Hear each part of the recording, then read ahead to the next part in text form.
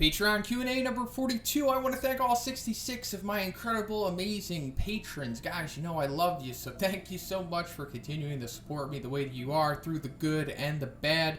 Everyone else listening, there's probably going to be some spoilers in these questions and answers, so tread carefully at this point. Joesph K asks, hey Shoney, you accidentally missed my question last week, but you made a dynamic chapter review for 111 to make up for it, so it evens out. Hey, I'm sorry, Joesph, I didn't mean to do that. I don't know what happened. I have like one job on Patreon and I still messed that up. So I'm sorry, my friend. I don't feel that the review evens it out. So just send me a DM. Let me know what I could do to make it up for you. And I appreciate you not skipping out town because I missed your question. Thanks, bro. I'll make sure it doesn't happen again. Anyway, does it seem odd to you that after Garou says that he thinks monsters are cool, along with having several flashbacks showing how he sympathized with the monsters, he never gets along with any of the monsters he meets? Obviously, it's because he's not as bad as a guy as he thinks he is, as well as being a loner character, but you'd think he'd be a little excited or even interested in seeing Elder Centipede, Royal Ripper, or even Orochi, but he barely has any reaction or excitement. As his stand, it is your responsibility to explain why this is, especially since when he encountered Royal Ripper, he had previously specifically mentioned to Tario how cool the monsters in the hero guide were with a picture of Royal Ripper. Get your story straight, Garou. Wish you the best, man. So, I think I have an answer for this, or at least what I believe is an answer. So, it seems like Garou more or less likes the idea of the monsters and what they represent and how they relate to his own personal struggle. Because in the flashback that you mentioned, we saw that like when he was a kid, he was getting bullied and picked on because he wasn't the same as everyone else. He didn't fall in line with all of their ideologies that they had, despite how old they were and whatnot. But we saw like he specifically was like, Crab Man or whatever the monster was, is cool, and it's unfair that the heroes teamed up on him and beat him that way. He's only trying to stop pollution in the ocean. And it's more so that he just likes the idea, like he romanticizes what the struggles of monsters have and how it's similar to his own, like I already said. It's also like, it's more so like the underdog thing, the little guy. Like, I think that's specifically what he says once he comes out of the flashback. He's like, this is for the little guys or the underdogs or something. He just more so likes that, but he channels it into monsters because he just personally finds the monsters and the villains cooler than the heroes and whatnot. Because I guess he sees the heroes with privilege and stuff like that, and something that he doesn't have. And I kind of draw some similarities to this with myself, because I always find myself usually liking the villains or the monsters and whatnot more so than like the main characters and whatnot. I mean, it's not always the case, but I don't know. If you do follow the series that I follow on here besides One Punch Man, you'll see that I like usually the villains more, like Madara, Aizen, of course, Boros. And I just think they're cool, and I think their motivations are cool and whatnot. But if I were to meet them in real life and they wanted me to join them, or they just wanted me to be a bad guy, I definitely wouldn't.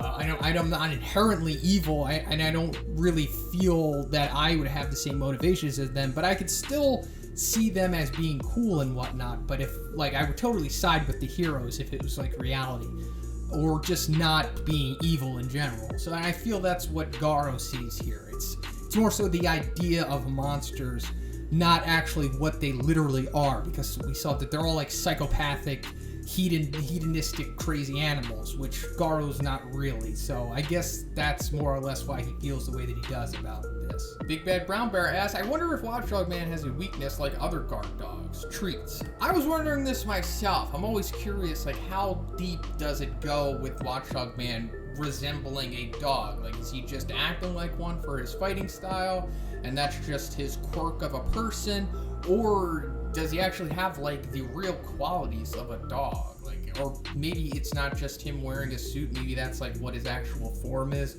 That would be quite the twist and kind of tragic. But I do feel that Watchdog Man just has a tragic story in general. I mean, if he's truly based off of Hachiko, other than just the surface, I feel that he's going to have some kind of crazy sad backstory to him, and I'll make a video about that. But when I was thinking about like how far does it go, does it mean like, does he have weaknesses like other dogs? Like, can he be distracted, or can like a whistle, that low frequency whistle, can that like affect him? And as you're asking here, treats, can that like affect him too?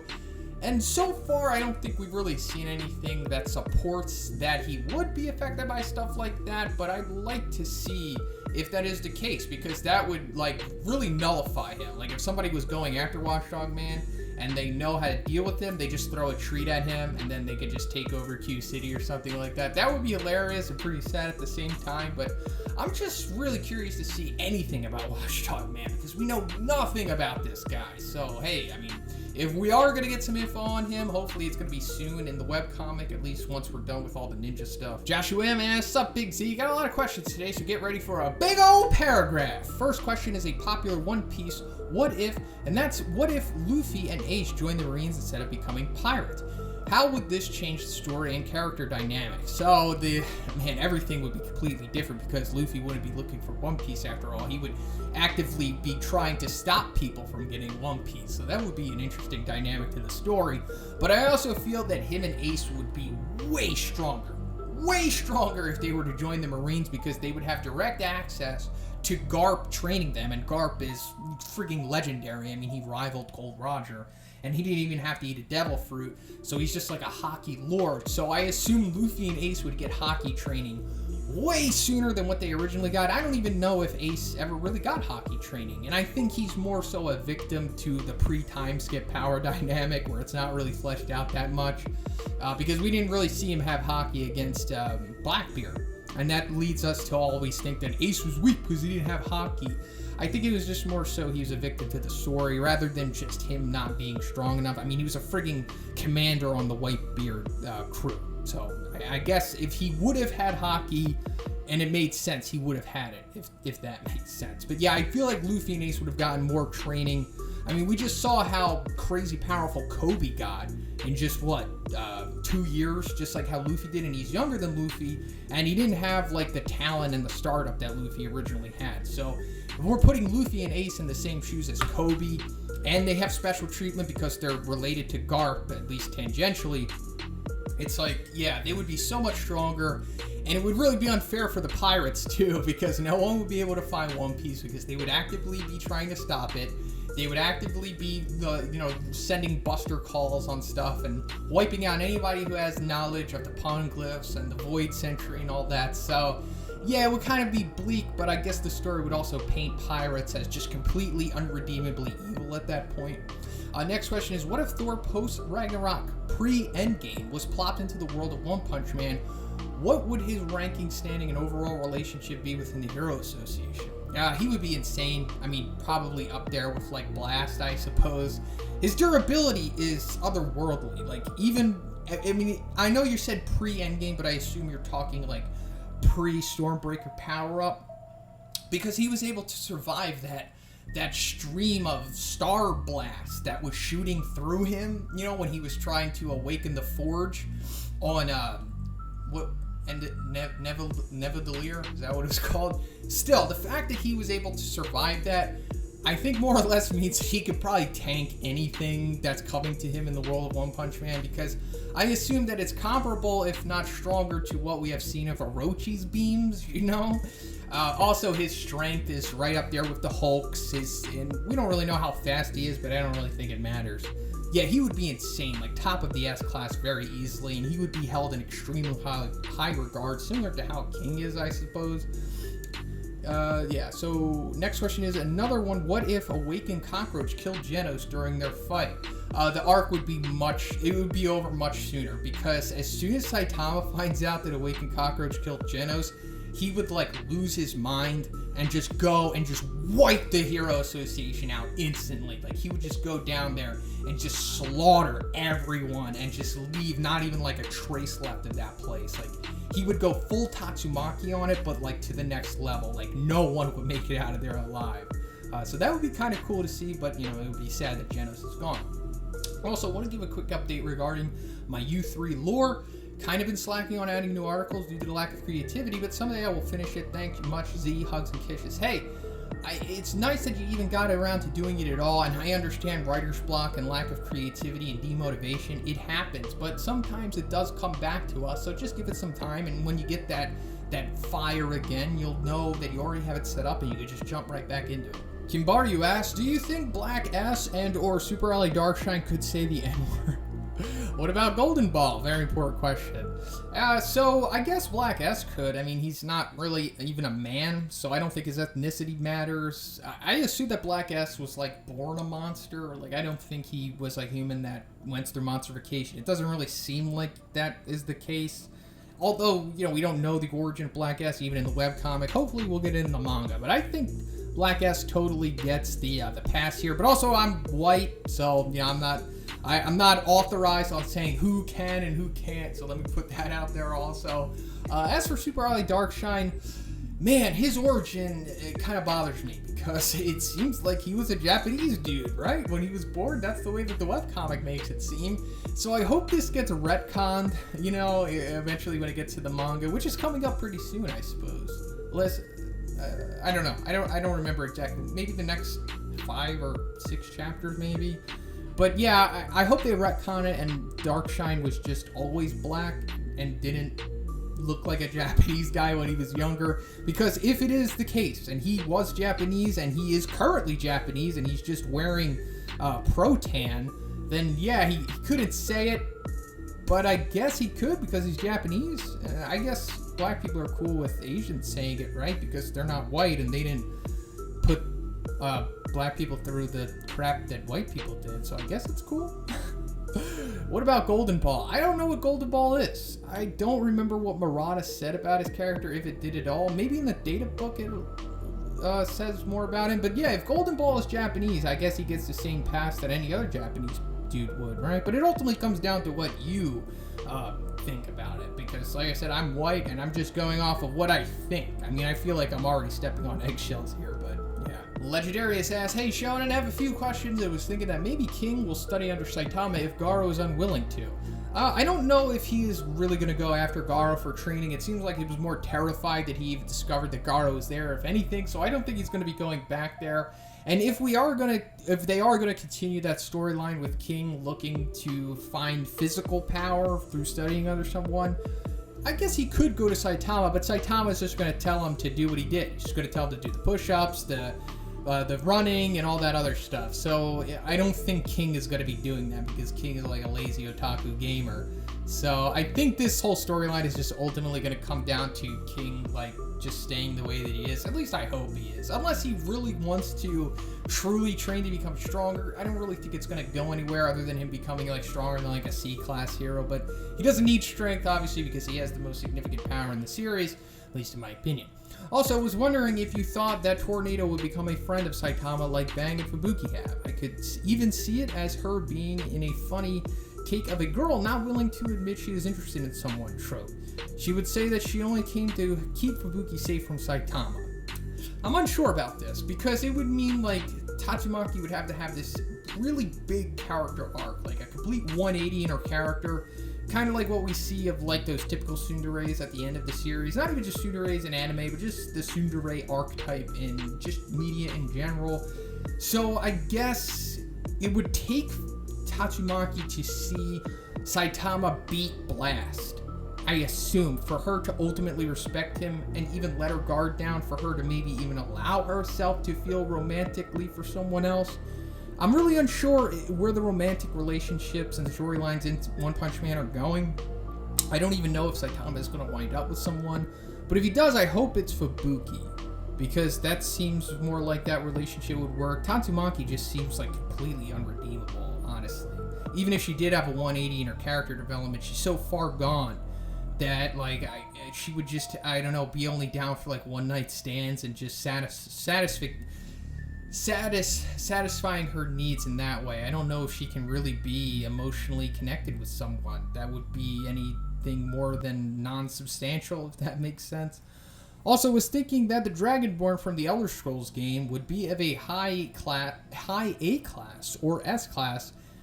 Do you think this unique abilities and shouts along with his sword and magic skills? Also thought Alduin, the World Eater, would be a god level threat due to him being unkillable by normal standards and him being a dragon. Would say if he wasn't immortal, he would be a demon or dragon level threat like Giant Crow, just with fire breath and high intelligence. So for the Dragonborn, I guess he could be S-Class. You know, I don't know how strong or fast he is, but his shouts, magic abilities, and his skill with the sword are pretty significant, and way more than I think what we see of like an A-Class hero. So I think that would push him to the bottom of the A-Class, but it would only come down to how strong and fast he is, because that seems like to be the big deciding factors of how far you can go in the world of One Punch Man. But as for Alduin, I think you're like hitting the nail on the head. I don't really know how far his magic that he has that makes him unkillable by normal means would go in the One Punch Man world. I don't know how that would translate. Like, would that say that just if Saitama Serious punched him, it would just do nothing? Like, can Saitama's Serious Punch, can that supersede the magic that Alduin has? I guess, just being fair, I guess not. I don't know, but I think you're correct in saying that he would probably be a dragon if he didn't have the immortal ability, because he is a huge dragon, high intelligence, and has the fire breath, which is pretty significant. MBK Fighting Coach asks, hey, Sean and I have been a fan of yours for a while now. You're actually the first content creator I have ever supported on Patreon. Your One Punch Man content is amazing, and I can respect the hard work you put in. Being a new content creator myself on YouTube, I have found a new appreciation for what you do. Hey, thanks, MBK. I really appreciate that, and I'm glad that you can understand, you know, the work that gets put into this. I know a lot of people think that it's, you know, easy and that it's not really that difficult, but, you know, it kind of is. I'm not saying woe on me. I'm just saying that content creators don't have it as easy as you think. That's all I'm saying. I'm not saying my job is harder than your job. I'm just saying it's not as easy as you think. That's it. Anyway, to my question, who do you think would win in a fight between Hero Hunter Garou and Suiryu? They both are master martial artists and they seem similar in power. That's all I have for you today, and thanks for all you do. So I'm hooking you up here, and I sent you a DM on Patreon. I'm giving you my unlisted video of the original video that I made on Hero Hunter Garou versus Suiryu. I feel like it's better for you to watch that rather than me to just wrap it up like in a couple seconds on here. So feel free to check that out. Also, you know, you pledged to the Patreon. I think you've earned the ability to see that video. Steven asks, Manahoana, I think I'm saying that right.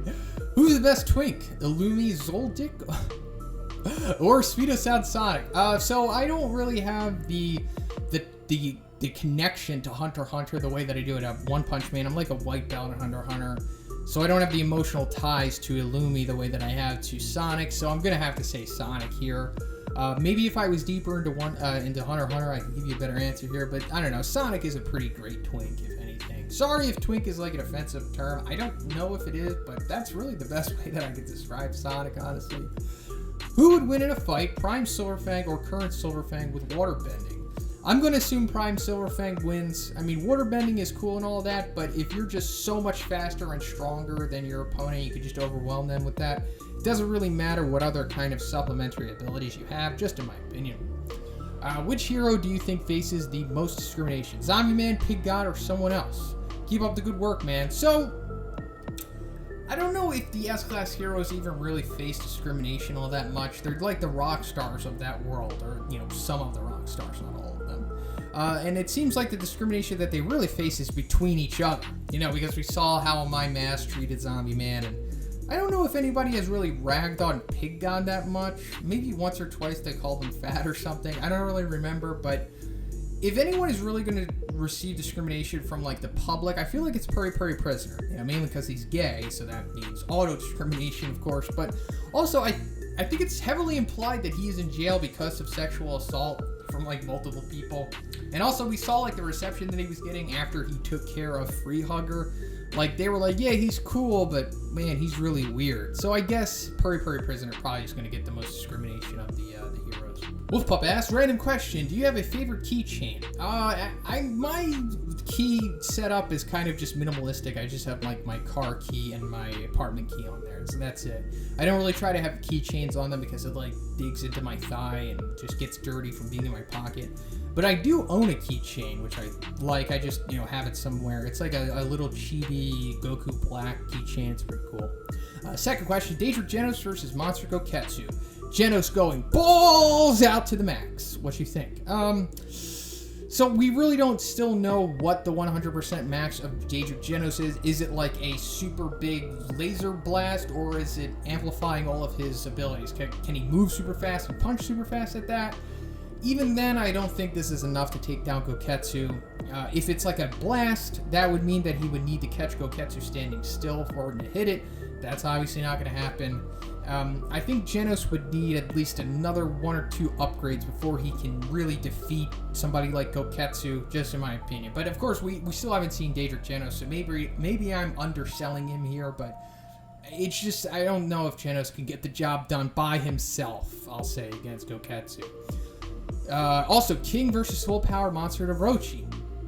So I think that Orochi would definitely be hesitant to go against King, but I guess he would ultimately get to the point of where he has enough courage to attack him, and then King's second ability would kick in, where I guess Saitama would step in and take care of Orochi for him. But if Saitama wasn't there, I guess it would be Tatsumaki. Like, I could see Tatsumaki interjecting and be like, no, King, I'm not letting you take down the boss. I said that I was going to take down the boss, so butt out. This one's mine. And then we'd ultimately see Tatsumaki versus Orochi, and then King would get away from him. If you had to choose 2 female characters in a triple X scene, who would you choose and why?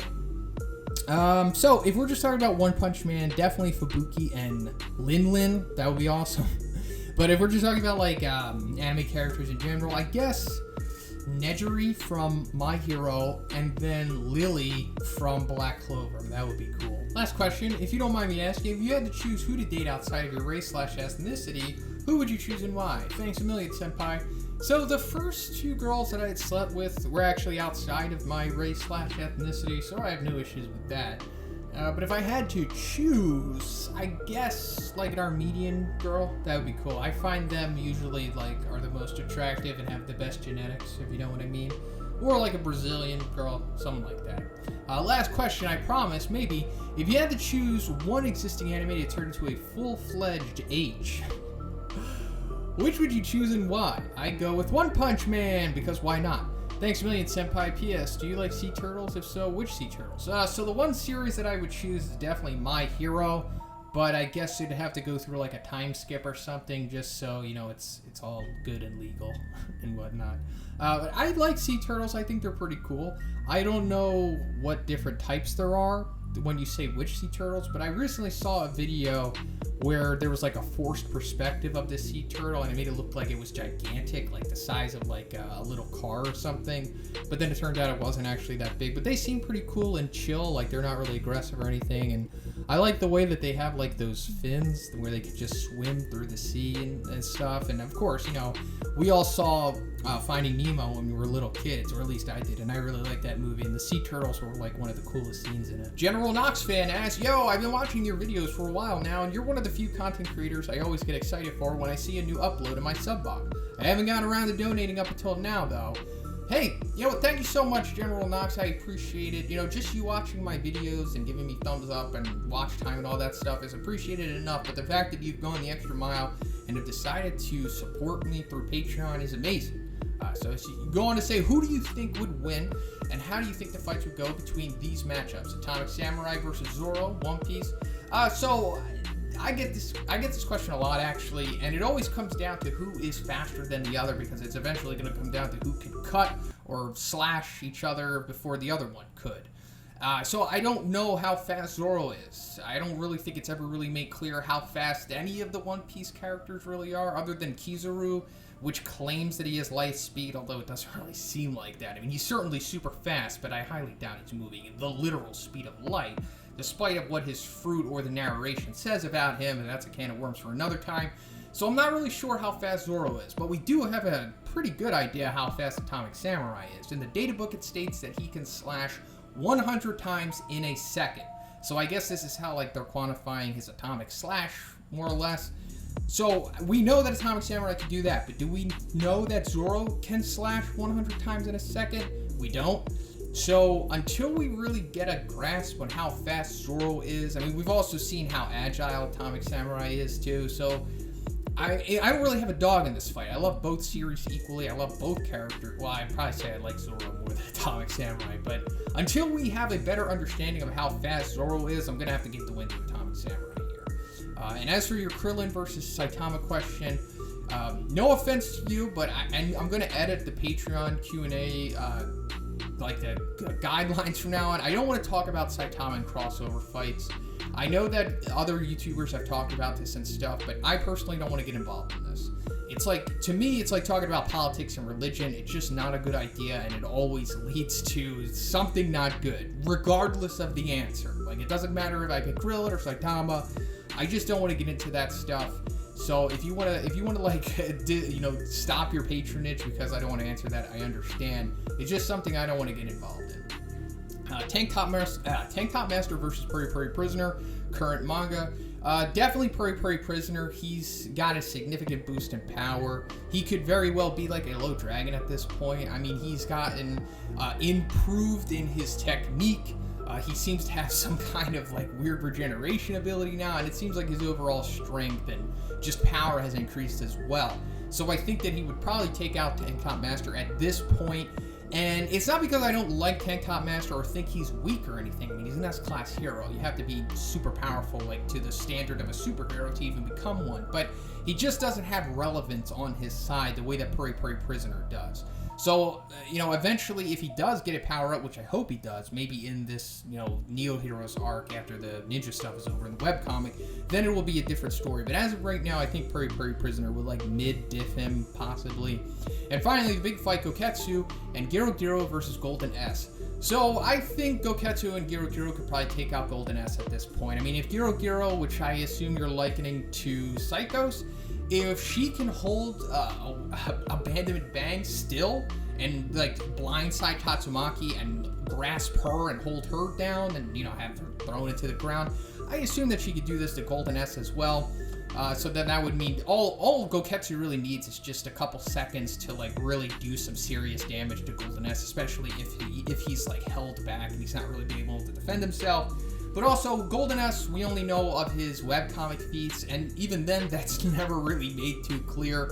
So until Golden S comes to the manga, I don't really have like a good way to compare him to somebody like Goketsu other than just the dialogue and the expositional hype that we get on him. Because like I said, the feats are really muddy at this point. I'm sure Golden S is going to be outrageous in the manga, but I can't go off of hypotheticals here if you really want a genuine answer from me. So I'll say Goketsu could probably take care of Golden S with the support of Garou.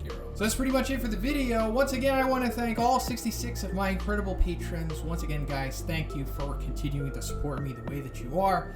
And if you liked the video, please give it a like. And if you would like to be in next week's Q&A, just simply check out my Patreon. The $5 tier will give you access to it. And if you haven't already, please subscribe as well. Have a great day, everyone. I'll see you in the next one.